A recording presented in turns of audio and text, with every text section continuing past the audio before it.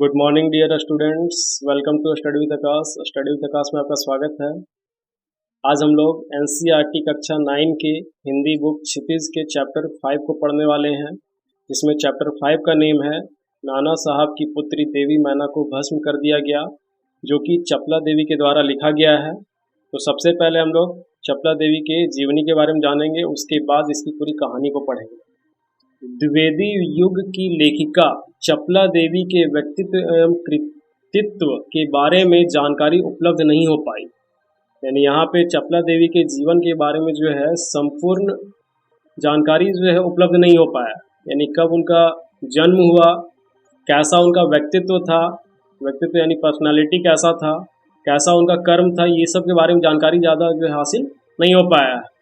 स्वतंत्रता आंदोलन के दौरान पुरुष लेखकों के साथ साथ अनेक महिलाओं ने भी अपने अपने लेखन से आज़ादी के आंदोलन को गति दी।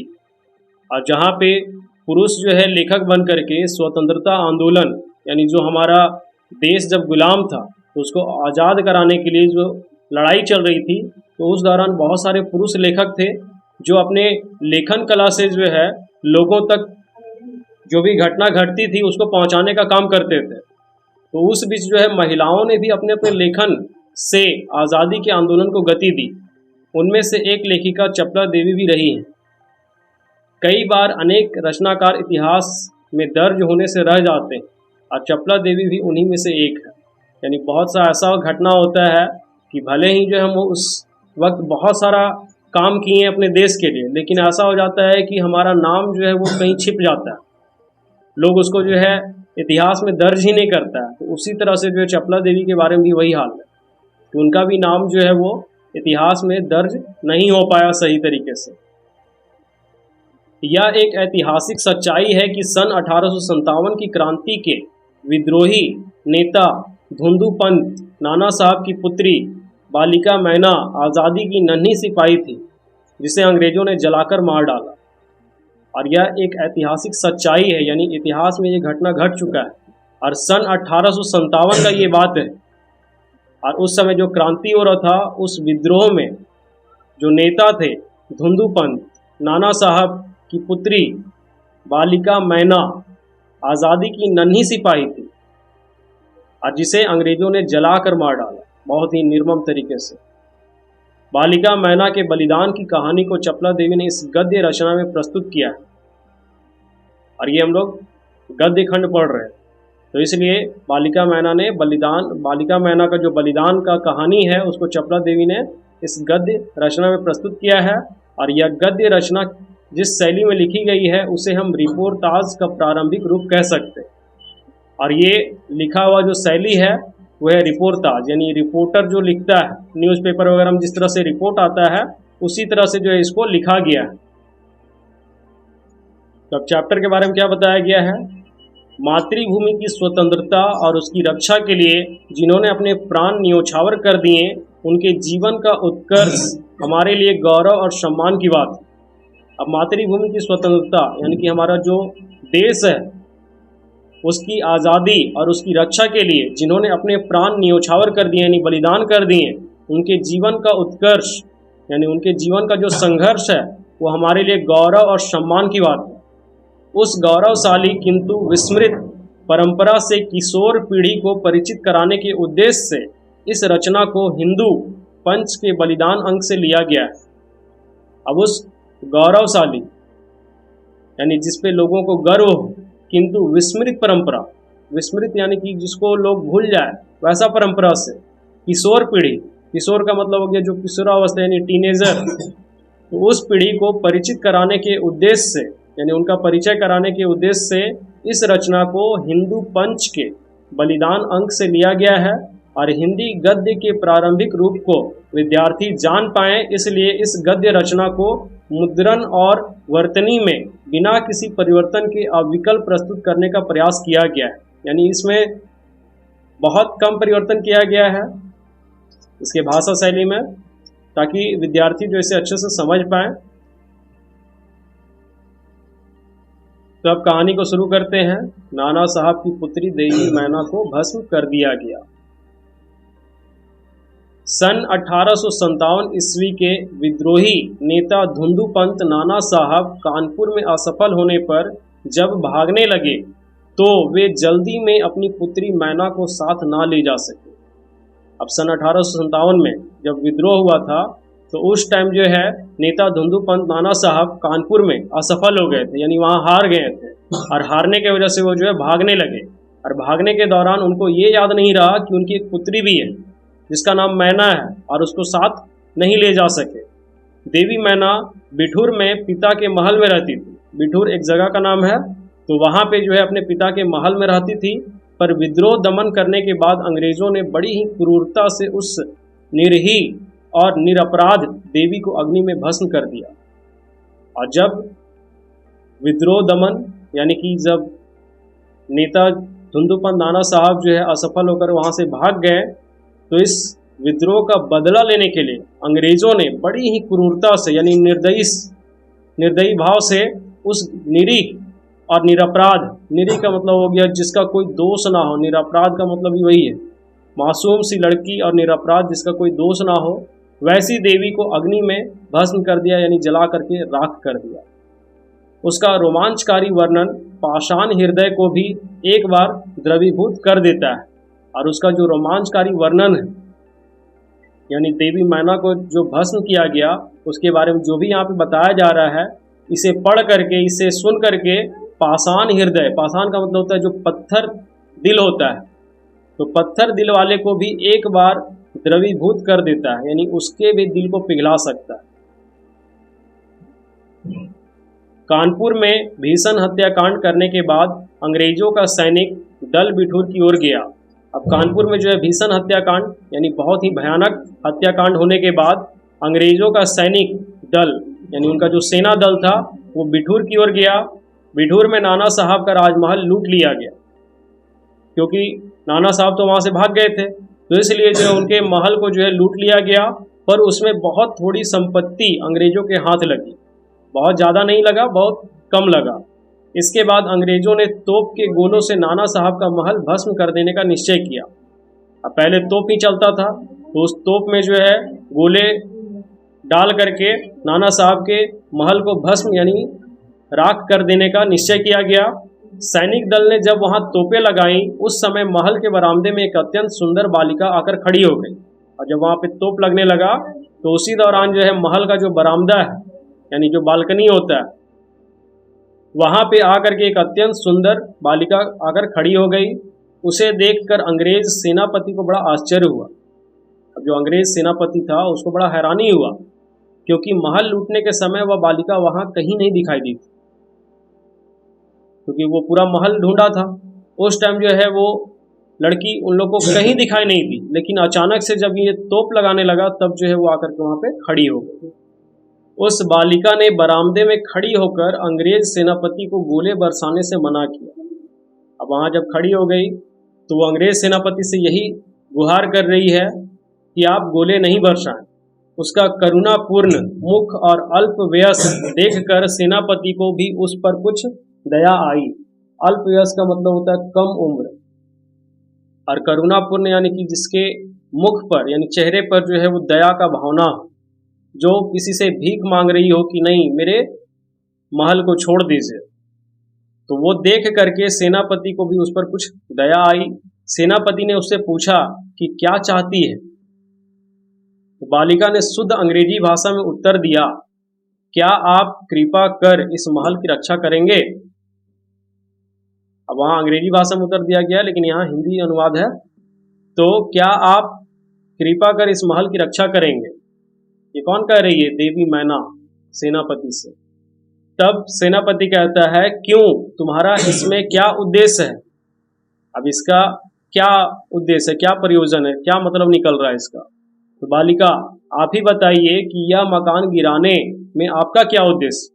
अब बालिका जो है उल्टा सवाल उन्हीं से कर रही है कि आप खुद बता दीजिए कि अगर आप इस मकान को गिराइएगा तो आपका क्या मतलब है। तो सेनापति कहता है, यह मकान विद्रोहियों के नेता नाना साहब का वास स्थान था। अब सेनापति उसका उद्देश्य बता रहा है कि यह मकान जो था वो विद्रोहियों के नेता यानी जो विद्रोह कर रहे थे उनका जो सरदार है यानी नेता जो है नाना साहब, उनका वास स्थान यानी उनका आश्रय, उनके रहने का जगह है ये। सरकार ने इसे विध्वंस कर देने की आज्ञा दी है, और सरकार ने इसे विध्वंस यानी कि पूरी तरह से जो है गिरा देने का आज्ञा दिया है। तब बालिका कहती है, आपके विरुद्ध जिन्होंने शस्त्र उठाए थे वे दोषी हैं, पर इस जड़ पदार्थ मकान ने आपका क्या अपराध किया है। अब बालिका का कहना भी सही है कि आपके विरुद्ध जिन्होंने शस्त्र उठाए, नाना साहब आपसे युद्ध करने गए, उसके दल वाले लोग गए युद्ध करने के लिए, तो दोषी तो वे हैं, पर इस जड़ पदार्थ मकान ने आपका क्या अपराध किया है। ये घर तो आपसे लड़ने के लिए नहीं गया था। मेरा उद्देश्य इतना ही है कि यह स्थान मुझे बहुत प्रिय है, इसी से मैं प्रार्थना करती हूँ कि इस मकान की रक्षा कीजिए। अब बालिका का सिर्फ इतना ही उद्देश्य था कि यह जो घर है या महल जो है मुझे बहुत प्रिय है, और इसलिए मैं आपसे प्रार्थना करती हूँ कि इस मकान की रक्षा कीजिए। तो आगे सेनापति ने दुख प्रकट करते हुए कहा कि कर्तव्य के अनुरोध से मुझे यह मकान गिराना ही होगा। अब सेनापति को तो ऊपर से आदेश मिला हुआ था, अब उस आदेश को अगर वो नहीं मानता है तो फिर जो सरकार उसके खिलाफ कार्रवाई करेगी। तो इसलिए वो दुख प्रकट करते हुए, यानी कि वो उसको दया आ रहा है और वो भी चाहता है कि हम इसके घर को बचा लें, लेकिन फिर भी वो कहता है कि कर्तव्य के अनुरोध से मुझे यह मकान गिराना ही होगा। इस पर उस बालिका ने अपना परिचय बताते हुए कहा कि मैं जानती हूं कि आप जनरल हे हैं। ठीक है, उसका नाम है सेनापति का जनरल हे। आपकी प्यारी कन्या मेरी में और मुझ में बहुत प्रेम संबंध था, और जो सेनापति हे है उनकी पुत्री का नाम था मेरी, और जो देवी मैना है उन दोनों में काफ़ी ज़्यादा प्रेम संबंध था, यानी काफ़ी गहरी दोस्ती थी। कई वर्ष पूर्व मेरी मेरे पास बराबर आती थी और मुझे हृदय से चाहती थी। अब ये सारी बातें जो है देवी मैना कह रही है सेनापति हे से कि कई वर्ष पूर्व यानी कई साल पहले जो है मेरी, आपकी पुत्री जो मेरी है, वो मेरे पास बराबर आती थी और मुझे हृदय से चाहती थी, यानी कि बहुत दिल से जो है हम लोग का संबंध जुड़ा हुआ था। उस समय आप भी हमारे यहाँ आते थे और मुझे अपनी पुत्री के ही समान प्यार करते थे। और ये भी याद दिला रही है कि उस समय अपनी बेटी के साथ आप भी जो है हमारे यहाँ आया करते थे और मुझे भी जो है अपनी पुत्री मेरी की तरह ही जो है प्यार किया करते थे। मालूम होता है कि आप वे सब बातें भूल गए। अब देवी मैना कह रही है कि मुझे ऐसा लग रहा है कि आप पुरानी बातें सारी भूल चुके हैं। मेरी की मृत्यु से मैं बहुत दुखी हुई थी, उसकी एक चिट्ठी मेरे पास अब तक है। और बालिका मैना कह रही है कि मेरी की मृत्यु जब वो मरी तो उससे मुझे बहुत ज़्यादा दुख हुआ और उसकी जो अंतिम चिट्ठी है वो मेरे पास अब तक है। यह सुनकर सेनापति के होश उड़ गए।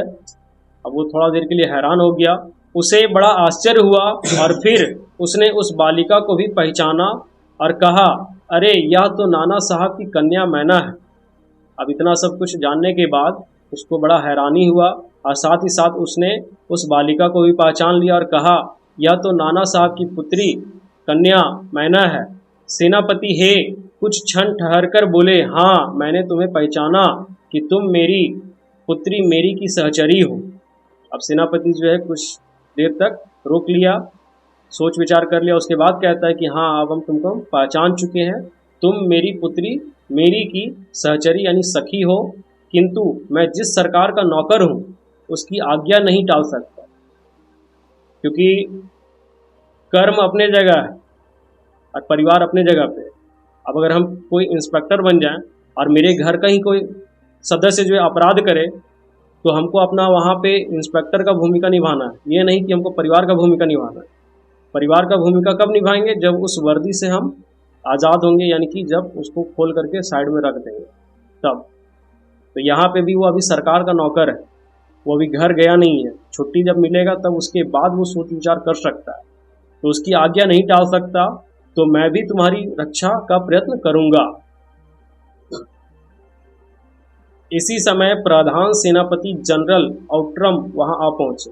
अब सेनापति प्रधान यानी सेना का जो प्रधान होता है वो है जनरल आउट्रम, वहां आ पहुंचा और उन्होंने बिगड़कर सेनापति हे से कहा, नाना का महल अभी तक तोप से क्यों नहीं उड़ाया गया? क्योंकि वो प्रधान था यानी मुखिया था उसका। तो जब वो देखा जाकर के वहां पे कि अभी तक जो है वो मकान को गिराया नहीं गया है, महल को गिराया नहीं गया है, तो इसलिए वो बिगड़ करके कहता है कि अभी तक तुम जो है तोप से उड़ाया नहीं है इसको। सेनापति हे ने विनय पूर्वक कहा, मैं इसी फिक्र में हूं, किंतु आपसे एक निवेदन है।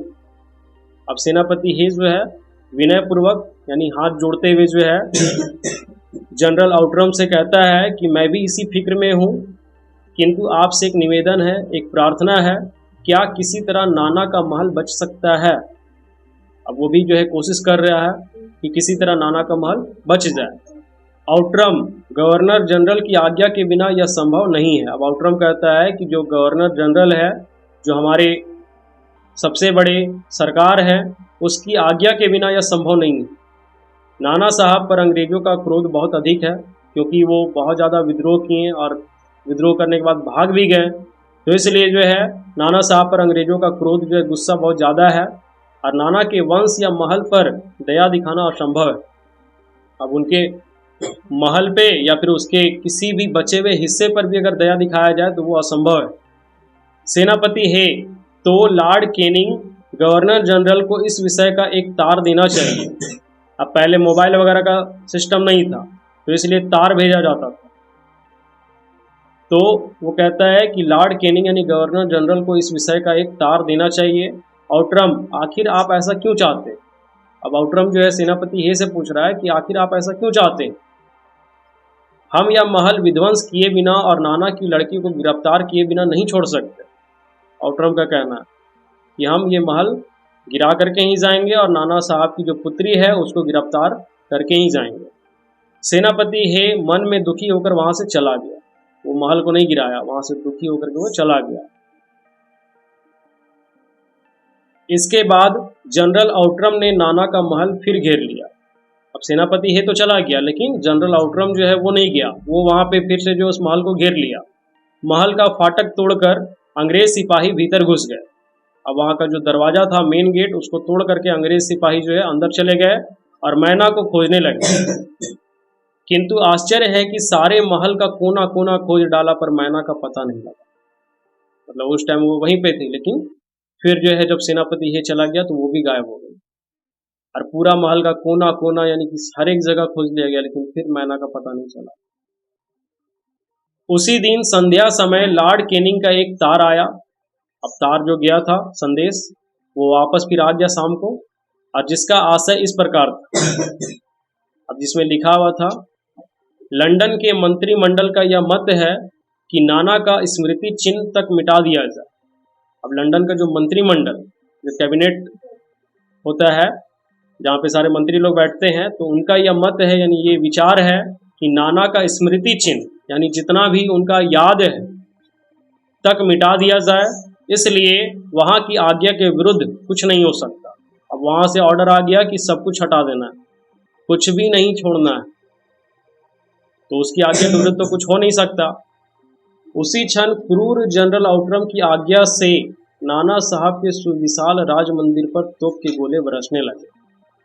अब उसका आदेश मिल गया और उस बड़े से महल पर जो है तोप के गोले बरसने लगे। घंटे भर में वह महल मिट्टी में मिला दिया गया, क्योंकि तोप का गोला जो होता है काफ़ी ज़्यादा बड़ा होता है, वो बड़े से बड़े जो है महल को 1 मिनट में ख़त्म कर सकता है।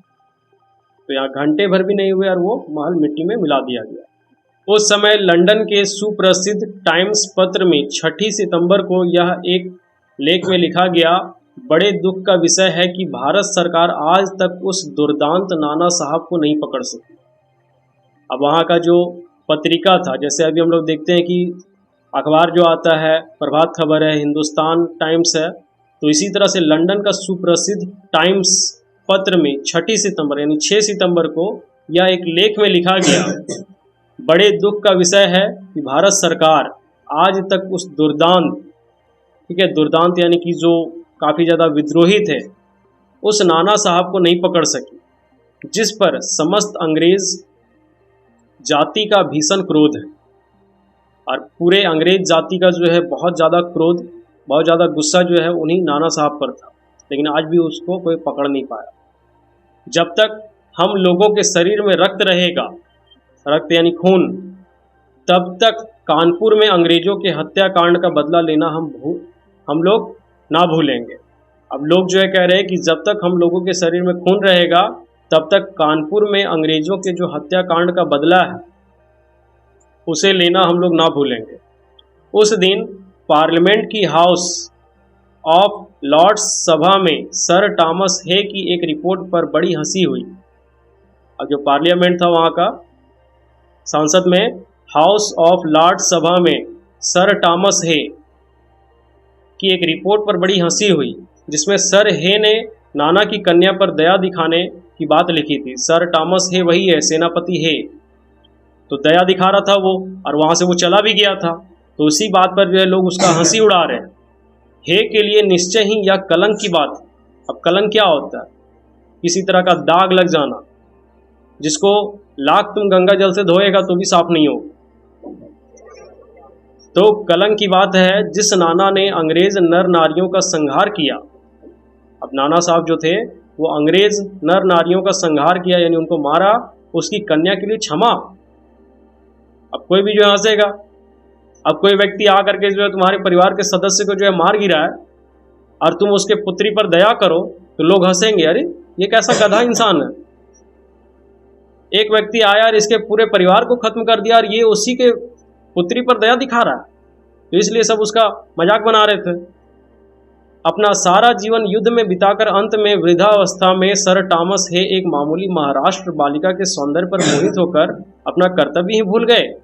और लोग तरह तरह का बात बोलने लगे कि जिन्होंने अपना सारा जीवन युद्ध में बिता दिया और अंत में जब उनका वृद्धावस्था आ गया, जब बूढ़े होने लगे, तब उनको जो एक मामूली महाराष्ट्र बालिका के सौंदर्य पर मोहित होकर, यानी उसकी सुंदरता पर जो है मोह गए और अपना कर्तव्य ही भूल गए। उनको लगा कि बुढ़ापा में जो है इनको ये सब काम सूझ रहा है। हमारे मत से नाना के पुत्र, कन्या तथा अन्य कोई भी संबंधी जहां कहीं मिले मार डाला जाए। अब वहां पे सब विचार दे रहे थे कि हमारा यही विचार है कि नाना के पुत्र हो, चाहे कन्या हो, चाहे कोई भी अन्य संबंधी मिले और जहां भी दिखे मार डाला जाए। नाना की जिस कन्या से हे का प्रेमालाप हुआ है उसको उन्हीं के सामने फांसी पर लटका देना चाहिए। अब लोग तरह तरह का बात बना रहे हैं, ये कहने लगे कि नाना की जिस कन्या से हे का प्रेमालाप, यानी प्रेम संबंध हो गया, यानी बुढ़ापे में प्रेम संबंध, मजाक बनाने का भी हद होता है, हुआ है, उसको उन्हीं के सामने फांसी पर लटका देना चाहिए। सन 57 के सितंबर मास में अर्धरात्रि के समय चांदनी में एक बालिका स्वच्छ उज्जवल वस्त्र पहने हुए नाना साहब के भग्नावशिष्ट प्रासाद के ढेर पर बैठी रो रही। सन 57 यानी कि 1857 के सितंबर महीने में अर्धरात्रि यानी आधी रात के समय चांदनी में यानी पूर्णिमा के समय एक बालिका स्वच्छ उज्जवल यानी साफ सफेद वस्त्र पहने हुए नाना साहब के भग्नावशिष्ट, भग्नावशिष्ट का मतलब होता है खंडहर। जब कोई चीज़ टूट फूट जाता है तो वो उसका बचा हुआ हिस्सा, जैसे अभी हमारा बिहार में नालंदा विश्वविद्यालय का बचा हुआ खंडहर है, तो उसी तरह से यहाँ भी जो है उनका नाना साहब का जब महल गिरा तो उसमें जितने भी पत्थर वगैरह थे सब जो बिखरे हुए थे वो उसको कहते हैं हम लोग भग्नावशिष्ट, और हिंदी में कहेंगे खंडहर। और प्रसाद का मतलब होता है महल। तो के ढेर पर बैठी रो रही थी। पास ही जनरल आउट्रम की सेना भी ठहरी थी। कुछ सैनिक रात्रि के समय रोने की आवाज़ सुनकर वहां गए। अब वहां पे जनरल आउट्रम का सेना भी रुका हुआ था, तो जैसे ही रात के समय रोने का आवाज़ सुनाई दिया तो कुछ लोग वहां पे चले गए। बालिका केवल रो रही थी, सैनिकों के प्रश्न का कोई उत्तर नहीं देती थी। वो रोए जा रही है, रोए जा रही है, लेकिन जब सैनिक उससे कुछ सवाल करते थे तो उसका कोई जवाब जो है नहीं देती थी। इसके बाद कराल रूपधारी जनरल आउट्रम भी वहां पहुंच गया। कराल रूपधारी यानी कि जो बहुत ज़्यादा क्रूर था, निर्दयी था, जनरल आउट्रम भी वहां पहुंच गया। वह उसे तुरंत पहचान कर बोला। अब वो तुरंत पहचान लिया क्योंकि सेनापति है, तो उसके लिए गुजारिश कर रहा था उससे कि आप इसे छोड़ दीजिए। और वो तुरंत पहचान गया और बोला, ओह यह नाना की लड़की मैना है। पर वह बालिका किसी और ना देखती थी और ना अपने चारों ओर सैनिकों को देखकर जरा भी डरी। अब वो किसी को नहीं देख रही है और साथ ही साथ वहाँ चारों ओर से सैनिक उसको घेर लिया है, लेकिन फिर भी उसको डर नहीं है। जनरल आउटरम ने आगे बढ़कर कहा, अंग्रेज सरकार की आज्ञा से मैंने तुम्हें गिरफ्तार किया। अब जनरल आउटरम क्या कह रहा है कि अंग्रेज सरकार का ये आज्ञा था कि तुम्हें गिरफ्तार करना है, सो मैंने तुम्हें गिरफ्तार कर लिया। मैना उसके मुंह की ओर देखकर आर्त स्वर में बोली, मुझे कुछ समय दीजिए जिसमें आज मैं यहाँ जी भर कर रो लूं। अब मैना जो है जनरल आउटरम के मुंह की तरफ देख करके आर्त स्वर में यानी कि बहुत ही विनम्र आवाज में कहती है कि मुझे कुछ समय दीजिए जिसमें आज मैं यहाँ जी भर कर रो लूं।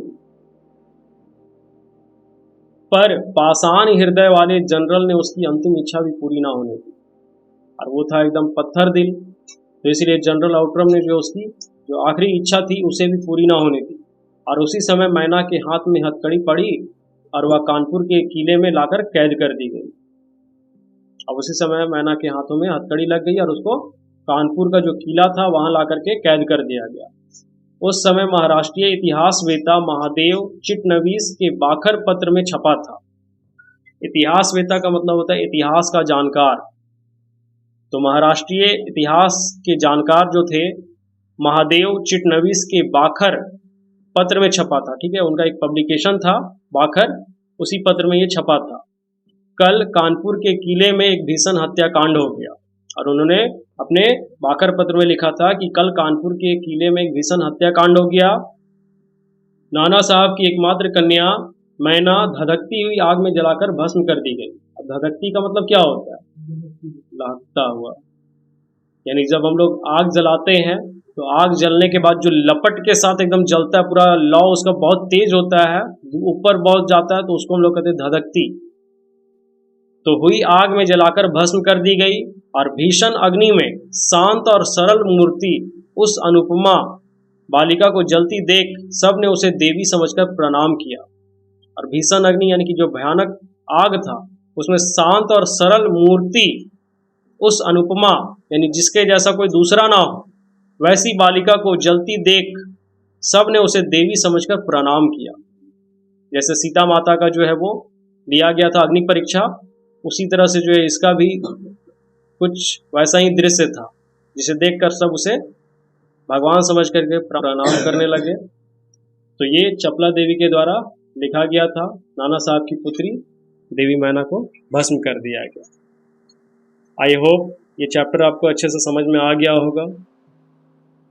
अगर आपको मेरी वीडियो अच्छी लगती है तो अपने दोस्तों के साथ शेयर करें, लाइक करें, कमेंट करें, और चैनल पर नए हैं तो चैनल को जल्दी से सब्सक्राइब करें, क्योंकि रोज़ मैं आपके लिए इसी तरह से नई नई वीडियोस लाता रहता हूँ। धन्यवाद।